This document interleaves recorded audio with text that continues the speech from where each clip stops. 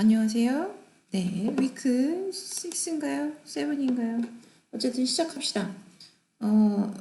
PDF 파일이 있네요. 여러분들 그 마잉글리시 라이브로 들어가면 몰랐어요. 여기 이 텍스트를 누르면 텍스트 파일이 그대로 뜹니다. 그래서 이제 진행을 이 화면이 아니라 텍스트 파일로 여러분들과 진행을 할 수 있게 돼서 너무 좋네요. 자, 우선 시험 날짜부터 얘기 좀 해줄까요? 시험 날짜 중간고사 이제 기대하고 있죠? 중간고사는 학교에 와서 시험을 봐야 하고 여러분들 시간표상으로 나와 있는 시간이 할당이 되는 거죠. 그래서 여러 사람이 동의한 날짜랑 시간이 여러분들이 갖고 있는 그 시간표에 나와 있는 시간이죠. 그래서 우리 뭐 당연히 온라인 수업인데도 이거는 나이트 클래스이기 때문에 나이트 클래스에 배정이 되어 있어요. 타임 테이블이. 그래서 이거는 나이트 클래스지만 온라인으로 수업을 듣는 학생들은 그렇게 해왔죠. 몇 시에 시작을 하죠? 목요일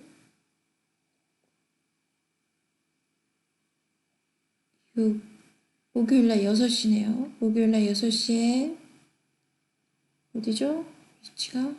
수분관 905호로 되어 있네요.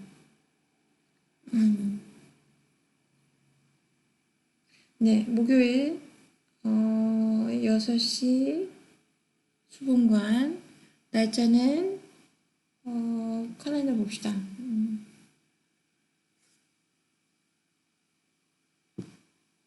25일이네요. 25일 목요일 6시에 수분관 905에서 여러분들은 중간고사 시험을 봐요. 중간고사 시험 범위는 유닛 1과 유닛 2의 문법 부분입니다. 목소리가 좀 잠겼죠? 자, 유닛 2의 문법 부분과 유닛 1 모두와 유닛 2의 문법 부분이에요. 유닛 2의 문법 파트는 여러분들 마잉글리시 과제를 할당한 걸로 과제가 이제 나가요. 유닛 2의 모든 페이지가 과제로 나가는 게 아니라 유닛 2의 그래머 파트만 과제로 할당이 됩니다. 시간은 다음 주 금요일까지로 할게요. 그러면 충분히 공부를 할 수 있는 시간이 있겠죠. 뭐 복습을 할 수 있는 시간이 있을 거예요. 그렇게 해서 하면 됩니다. 유닛 2의 그 문법만 봐야 되는 거기 때문에 실제로 우리는 시간이 조금 널널하긴 해요. 근데 유닛 2를 모두 다 들어가자면 시간이 빠듯한데 유닛 1 전체와 유닛 2의 문법 부분만 따자면 뭐 그렇게 시간이 촉박하진 않아요. 그러니까 유닛 1을 나랑 같이 시험 공부하는 마음으로 공부를 다시 하면 되겠죠. 그래서 지금 유닛 1을 나와 함께 같이 시험 공부를 하는 마음으로 복습을 다시 한번 하겠습니다. 왜냐하면 이제 화면상으로 이제 여러분들 보면서 하는 게 훨씬 더 도움이 될 것 같긴 해요. 자, 그래서 페이지 3로 왔습니다. 페이지 3. 책 펼치고 있으면 좋고요. 뭐 지금 이 화면을 볼 수 있으면 좋죠. 많은 학생들이 화면으로는 잘 보지 않는 걸 알고 있어요. 이게 온라인 강의라고 하더라도 화면이 그렇게 여러분들에게 도움이 되진 않죠. 핸드폰으로 본다면 더더욱 작게 보이니까 실제로 도움이 안 되는 경우가 있는데 그래도 이제 볼 수 있다면 이제부터는 화면이 커졌으니까 도움이 되길 바래요. 학교에서 이 스크린 잉글리시 말고 이제 그냥 ESP 수업을 듣는 학생들이 책이 빨리 도착을 안 한 관계로 여러분들도 이제 그런 학생들도 있겠는데 책을 실제로 이제 물리적인 책을 못 갖고 마잉글리시 랩에 로그인만 해가지고 수업을 들어야 되는 학생들이 꽤 돼요. 그래서 이제 PDF 파일화되어 있는 교재를 많이 고민을 했었는데 마잉글리시 랩 자체에 이렇게 이북이 존재를 했었어요. 네, 필요하지 않을 때는 찾질 않으니까 모르고 있다가 필요하게 되니까 이제 알게 되네요. 자, 목 상태에 대해서는 좀 미안합니다. 자, prodigy is a young person with exceptional abilities. Do you know about anyone who could be considered a prodigy? What does this person do that is different or special? 이라고 질문을 합니다. 여러분들이 생각하는 것 중에 중간고사에서 나는 A 받고 싶은데 B 받고 싶은데 라는 사람들이 있을 거예요. 그런데 B 받고 싶은 사람들이 분명히 있죠. 목이 너무 아파서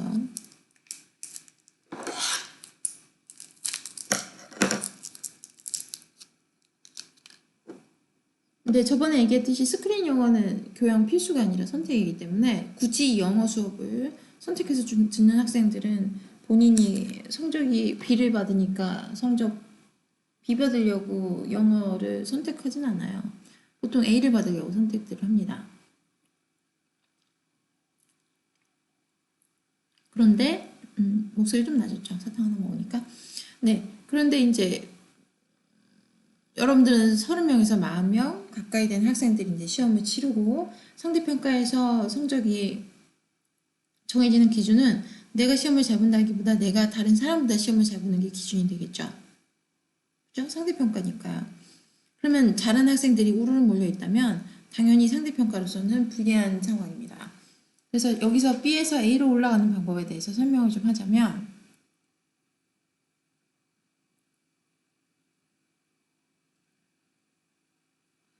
주관식에 많이 달려 있어요. 객관식은 운도 따르기도 하고요. 그리고 이제 확률 게임이기 때문에 이게 더 맞는 건가라고 이제 추측이 가능하다면 정확히 100% 확신이 없더라도 맞출 수 있어요.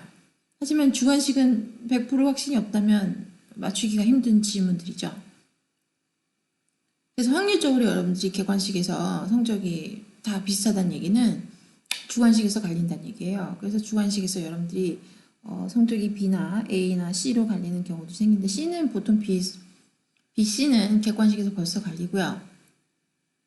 객관식을 거의 맞췄다는 수준에서는 B와 A가 갈리는 수준은 주관식에서 잘 맞췄냐 아니면은 주관식을 제대로 못 봤냐의 차이가 있죠. 그 차이는 주관식은 단답형으로 대답했을 때 주관식을 단답형으로 대답했을 때 문제가 생깁니다.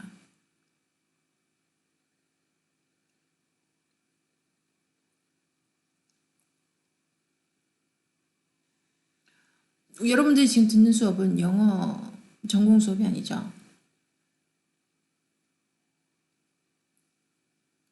합창 수업도 있다고 알고 있어요. 합창 수업을 듣는 학생들은 성악 전공자들은 아니죠. 성악 전공자가 아닌 사람들한테 합창 수업을 성적을 채점하는 기준을 보겠어요.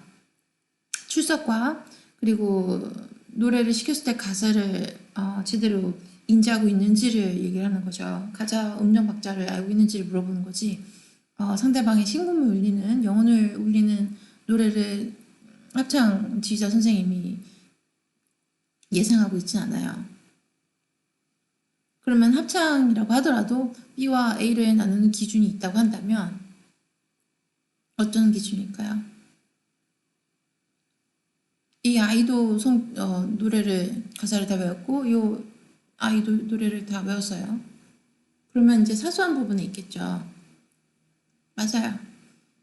그래서 이 주관식도 영어 우리가 이제 시험 보는 중간고사 볼 시험도 객관식에서는 거의 다 맞을 확률이 높습니다. 여러분들의 수준이 높기 때문에 영어를 굳이 교양 선택을 영어로 선택해서 이제 학점을 지금 챙기는 학생들은 영어의 수준이 높죠.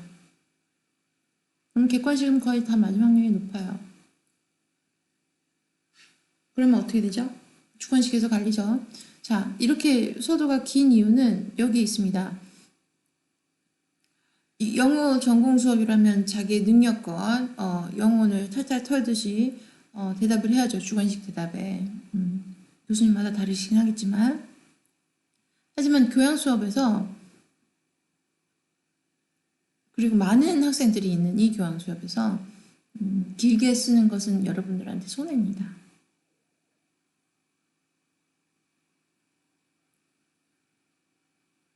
한 줄로도 될 대답을 2줄, 3줄로 적는 것은 본인한테 손해예요.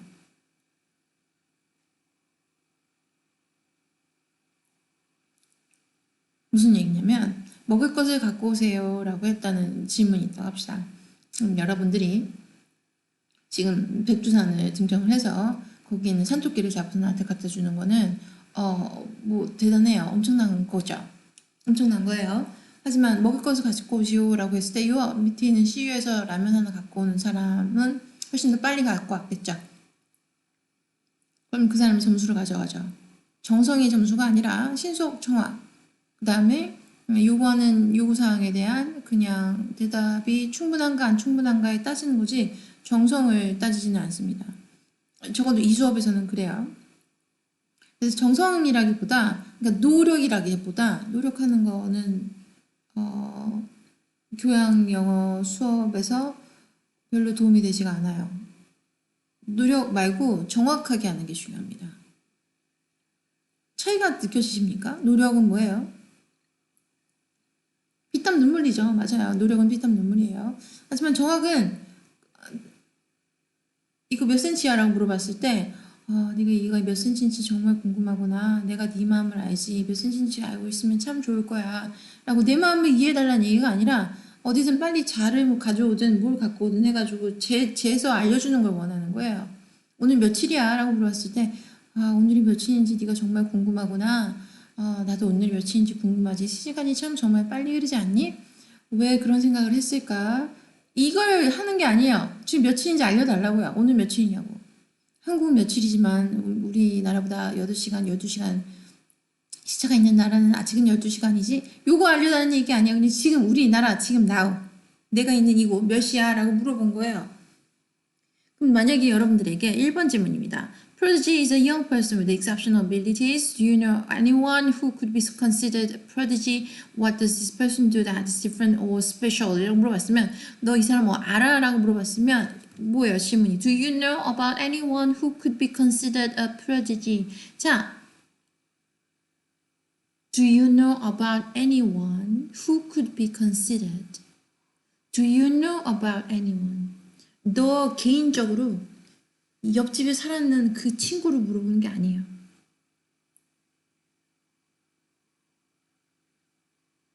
모차르트를 안다고 해도 되죠. 모차르트를 사귀었어? 아니야. 모차르트랑 같이 산 적이 있어? 아니야. 모차르트가 니네 옆 동네 친구였어? 아니야. 같은 학교 나왔어? 아니야. 그걸 물어보는 게 아니라요. 그냥 알고 있는 사람 중에, 네가 알고 있는 인물 중에 라고 물어보는 건데 Do you know anyone이라 그러면 내 주위에 천재가 있었나? 영재가 있었나? 생각하면서 먼 산 보면서 시간을 벚꽃 잎 떨어지는 걸 보면서 시간을 낭비를 하면 안 돼요. 자, 그리고 두 번째 질문. 너는 한국에서 제일 유명한 사람이 누군지 알아? 라고 물어보면 제일 유명한 사람도 아니야. 한국에서 유명한 사람이 누구야? 아니지. 질문 잘못했어요. 한국에서 유명한 사람이 누군지 알아? 라고 물어보면 누군지 얘기를 해야 되는 건지 벌써 마음이 덜컥 불안해지죠. 그거 물어본 게 아니에요. 한국에서 유명한 음식이 무엇인지 알아? 라고 물어보는 질문과 한국에서 유명한 음식은 뭐야? 라고 물어보는 질문은 두 가지가 다른 질문이죠. 알고 있냐고 물어보는 질문과 그게 뭐야? 라고 물어보는 질문은 Do you know? 너가 알고 있는 상태인지 아닌 상태인지를 구분하는 논리이고 그 다음에 그게 뭐야? 라고 물어보는 질문은 여러 가지 가능성 중에서 한 가지의 음식을 얘기해 주렴이라고 질문하는 거죠. 완전히 다른 대답이 되겠죠. 이 질문, 우리가 지금 이 교재에서 보고 있는 이 질문은 어떤 질문입니까? 네가 알고 있는 상태인지 아닌지를 지금 물어보고 있는 거지 그 사람이 누구인지 물어본 게 아니에요. 이해가 됐어요? 그래서 우리는 번역을 할 때 통번역이 사실 상당히 섬세해야 되는 직업인데 우리가 사용하는 보통 여러분들이 생각하는 머릿속으로 하는 그 번역들은 그냥 초록 뿌리면 파란 불이면 가고 빨간 불이면 쓰는 거 아니야? 라고 하는 그런 류의 번역이에요. 파란 불에 가진 않죠. 신호등이 파란 불은 없어요. 초록 불이죠.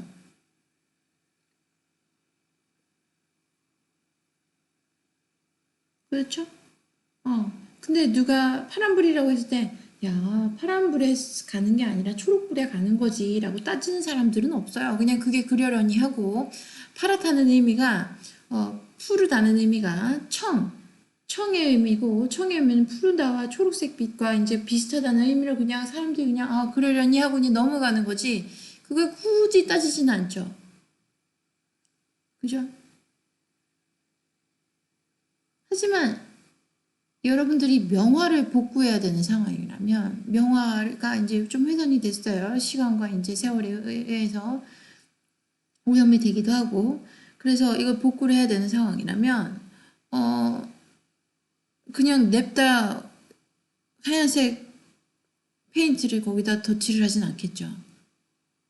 내가 알고 있는 페인트 통에서 나온 새 페인트의 색깔 흰색과 여기 250년 된 페인트에 그려져 있는 그 흰색이 처음에 칠해졌을 때는 같은 류의 흰색일지 몰라도 지금 여기 처음에 발라져 있는 흰색은 우리가 화학적으로 만들어낸 흰색이 아니라 조개를 갈아서 만든 물감이고 내가 갖고 있는 거는 흰색 포스터 컬러인데 이걸 냅다 바르지는 않죠. 같은 흰색이라는 말입니다. 그래서 여러분들이 번역을 하는 수순에서 그냥 그게 그거지라고 번역을 하기 시작하면 일이 커져요. 그래서 이 질문은 마찬가지예요. 첫 번째 페이지부터 지금 이렇게 걸리적거리기 시작하는데 이 상황들은 계속 이어집니다. 그래서 번역을 하는 습관을 없애면 좋겠어요. 잘할 거가 아니라면. 이해돼요? 그게 그거지라는 마음을 자꾸 갖는다면 본인이 자꾸 frustration, 이렇게 자꾸 답답할 일들이 생겨요. 자, a prodigy is a young person with exceptional abilities. 자, 이 스테이트먼트가 나오는 순간 여러분들은 하나, 둘, 세 줄. 질문이 세 줄이나 돼? 몰라요. I don't know, sorry teacher 라고 적을 마음의 준비를 벌써 합니다. 이런 게 이제 여러분들 중간고사 시험에 나온다면 자, 질문이 길어지는 이유는 내가 지금 여러분들 설명이 길어지는 것처럼 질문이 길어지는 이유는 여러분들에게 더 많은 힌트를 주기 위해서입니다. 만약에 내가 누군가가 여러분들에게 질문했을 때 너는 꿈이 뭐야? 라고 물어보면 꿈? 너무 막막하죠? 너무 포괄적이기도 하고 너무 뜬금없기도 하고 구체적이지 않으니까 제가 뭐라고 대답해야 될지 모르겠어요. 하지만 내가 만약에 여러분들에게 초등학교 졸업하기 전까지 꿈이 뭐였어? 라고 물어보면 초등학교 때 하면서 이제 좀 더 구체적인 타임라인을 붙일 수가 있어요. 그죠? 어제 뭐 했어? 라기보다 어제 아침 먹고 뭐 했어? 라고 물어보면 훨씬 더 구체적인 질문이 되기 때문에 대답하기가 참 편해집니다. 이해가 되십니까? 그러면 1번에서 프로디지에 대한 설명이 없이 그냥 Do you know anyone who has considered a prodigy라고 물어보는 거는 여러분들에게 그게 뭐지? 프로디지가 뭔데? 라는 의문을 갖게 하죠. 내가 누군가를 아냐가 문제가 아니라 이게 도대체 뭔데? 라는 생각을 갖게 하죠.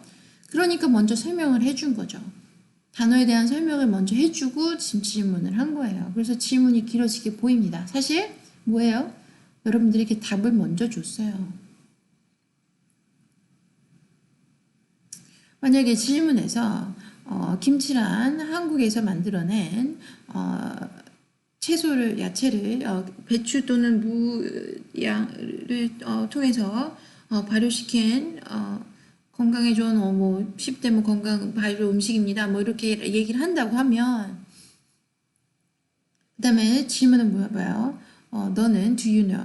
너는 알고 있는 김치가 있니? 라고 물어보면 어떤 대답을 할 수 있을 것 같아요? 김치가 그때 그거구나 라고 모른다 하더라도 질문 뭐라 그랬죠? Do you know? 너가 알고 있는 상태니를 물어보는 거지 네가 알고 있는 그 김치 이름이 뭐냐고 물어본 게 아니죠. 그럼 뭐라 그러면 돼요? Yes, I do. 첫 번째 질문의 대답은 너무 간단한 거예요. Do you know about anyone이라 그러면 Yes, I do 하고 끝이에요. 없어. 아무것도 없어. 누구 이름 되는 게 아니야. 걔가 무슨 아파트 102동 산다고 얘기할 필요도 없어. 너랑 영어 유치원 같이 다녔던 앤데라고 얘기할 것도 없어요. 자, 두 번째 질문이에요. Yes, I do 한 다음에 What does this person do that is different or special? 이라고 한다면 그 사람의 이름을 댈 것도 아니에요. This person이라고 했잖아요. He, she도 아니에요. 남잔지 여잔지 구분할 필요도 없어요.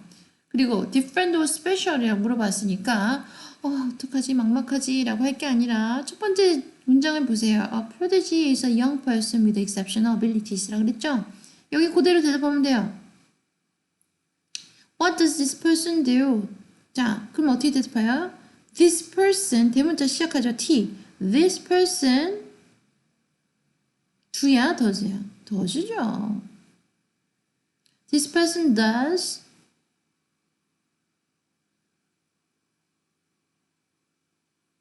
또는 this person plays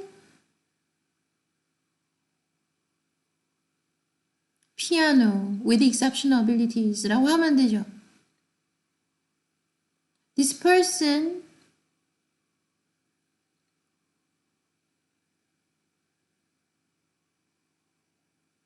이해됐어요?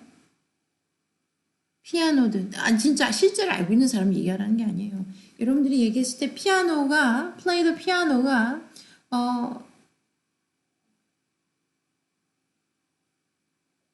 단어가 스펠링이 확실하게 기억이 나면 그걸 쓰면 되고요. playing piano 또 뭐가 있어요?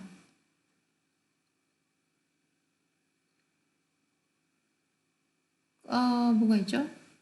여러 가지 있죠. 여러분들이 생각하는 그 영지라는 게 그걸 하면 되죠. 그걸 쓴 다음에 그냥 거기 빈칸에 맞추면 돼요. 그 사람의 이름을 적은 것도 아니고 실제로 여러분들이 그 사람을 알고 있는지 아니면 실제로 뭐 서로 친분이 있는지 이걸 물어보는 질문이 아니었어요. 이해가 돼요? 1번은 여러분들에게 답을 알려주려고 몸부림치는 질문들이에요. 한번 맞춰봐. 내가 한번 너의 실력을 시험해 볼게가 아니라 제발 맞춰주세요 라고 하면서 모든 대답을 여러분들에게 주는 질문입니다. 그렇게 해서 대답을 하면 간단하게 대답하면 여러분들이 점수를 가져가겠죠. 자, 질문이 여기 몇 개 있습니까? 지금 우리는 지금 심화학습 중간고사 점수 잘 받기를 지금 하고 있어요. 자, 여기서 뭐가 보입니까? 질문이 몇 개죠? 1번에 있는 질문은 퀘스천 마크가 2개입니다. 그럼 많은 학생들이 Yes, I do. I think this person has exceptional ability in playing piano. 이렇게 얘기를 하는데 자, 질문이 2개면 내가 7점을 어떻게 하고 싶다는 얘기예요? 200점을 하고 싶다는 얘기죠. 0.5점짜리가 2개가 들어가서 1점이 되든지 1.1점에서 2점이 되든지 이해되십니까? 점수를 어떻게 매기는지에 따라서 어떻게 되는지. 네. 그때 이제 익스트림으로 날리죠. 이런 본인이 전혀 난감하지 않은 질문인데 난감하다고 여기는 사람들은 벌써 마음의 벽이 생겼기 때문에 I don't know, sorry, teacher 이렇게 끝내요. 그럼 점수를 아무것도 못 받고 가고요. 이제 문제를 봤어요. 이거 알겠어. 해볼만 해. 그런 사람들은 엄청나게 많이 해주고 싶어 하죠. 그래서 오버합니다. 그래서 나는 분명히 Yes, I do면 끝나는 질문인데 첫 번째 질문이잖아요. Yes, I do. 그러면 질문인데 거기서 이제 본인 퍼스널 스토리를 적기 시작해요. 나 알아요. 내가 옛날에 그 영재 발굴단에서 봤던 사람이 있는데 그 사람이 미술을 정말 잘했는데 이거에 적고 있어요. 또는 제가 뭐 본인이 실제로 알고 있는 누군가를 적는다든지 아니면 뭐 역사적으로 유명한 인물들 적겠죠. Yes, I know. Mozart was very famous prodigy in his life. 라고 해요. 그 다음에 최악이 뭐예요? 문제를 합쳐요. 그래서 답안이 2개가 two separate answer가 되어야 되는데 답을 합칩니다. 답을 합쳐서 문장을 한 문장으로 만들어 버리죠. 그러면 나는 어떻게 해야 되죠? 지금 몇 분 남았니? 어떻게 해야 돼요? 분명히 질문은 2개였는데 답이 하나가 나왔어요. 그러면 그 한 개의 답에 2점을 줄 수 있나요? 나는 대답 하나당 1점씩 주기로 했는데 교수님 내용을 보시면 아시지 않습니까? 라고 하는데 좋아요. 그러면 내용에서 한 문장으로 썼는데 그 중에 오류가 하나 있다고 합시다. 뭐 스펠링이 하나 틀렸다든지 대문자 소문자에서 오류가 생겼다든지 마침표를 안 찍었다든지 그러면 마침표를 안 찍은 문장은 점수를 주지 않는데 그렇다면 그건 2점을 빼야 되는 겁니까? 1점을 빼야 되는 겁니까? 이제 이해가 되십니까? 그럼 어떻게 해야 되죠? 중요한 상황이에요. 질문 하나당 대답을 1개만 합니다.